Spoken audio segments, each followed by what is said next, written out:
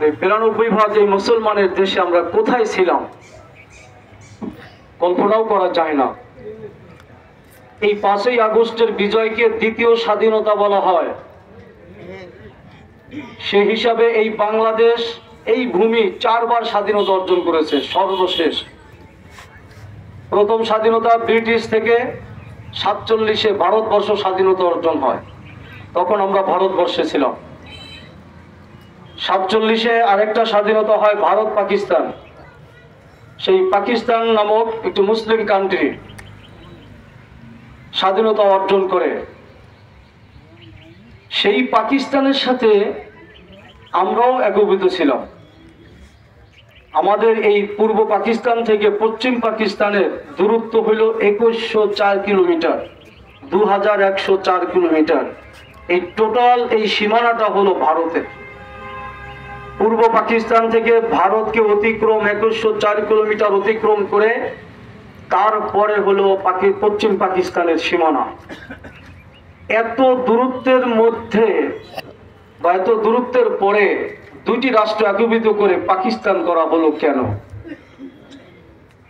ভারত এর ৬টা অঙ্গরাজ্য বাংলাদেশের লাগোয়া।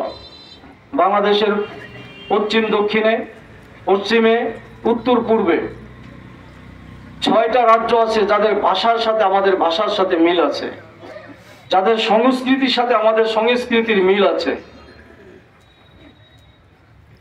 সংস্কৃতি, ভাষা, আচার ব্যবহারের সাথে মিল থাকার পরেও উচিত ছিল এই পূর্ব পাকিস্তানের এই অংশটাকে, এই বাংলার এই অংশটাকে মানে ভারতের কোনো একটা অঙ্গরাজ্যের সাথে জড়িয়ে দেওয়া, কিন্তু তা না দিয়ে পাকিস্তানের সাথে একীভূত করে আলাদা রাষ্ট্র করার পিছনে মূল কারণটাই ছিল পশ্চিম পাকিস্তানেও সংখ্যাগরিষ্ঠ মুসলমান, এই অঞ্চলেও ছিল সংখ্যাগরিষ্ঠ মুসলমান। এই মুসলিম জাতিসত্তার ভিত্তিতে অর্জিত এই পাকিস্তান নামক দেশ গঠন করার কারণেই ওই পশ্চিমা পাকিস্তান শাসক গোষ্ঠী পুনরায় আমাদের এই পূর্ব পাকিস্তানের উপর নির্যাতন, নিষ্পেষণ, অধিকার হরণ এবং বৈষম্যের শিকার করল। ওই অবস্থায় ৭১-এ আবার শেখ মুজিবের নেতৃত্বে একটা গণ আন্দোলন শুরু হলো। ৯ মাসের ব্যবধানে ৭১-এর ১৬ই ডিসেম্বর এদেশ বিজয় অর্জন করে। ঠিক না বেঠিক?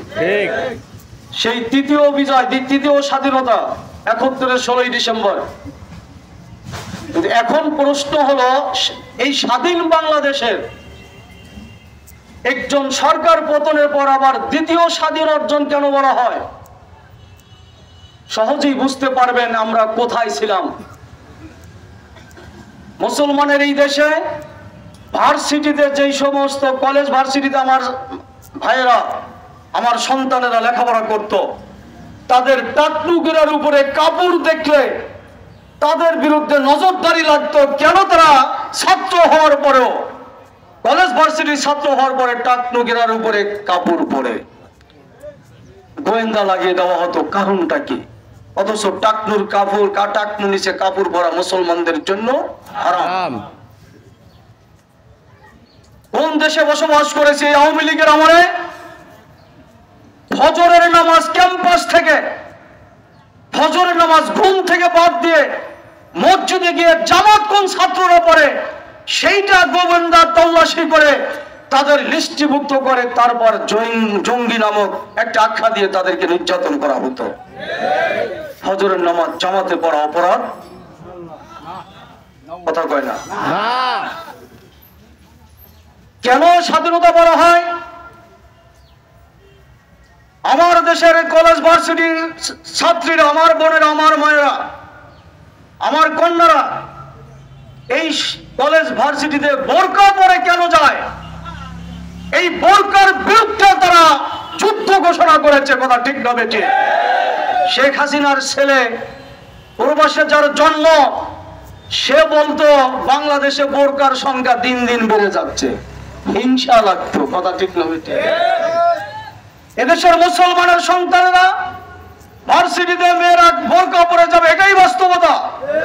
বোরকা একদিকে যেমন ফরজ, মুসলমান মা বোনদের জন্য চরিত্রের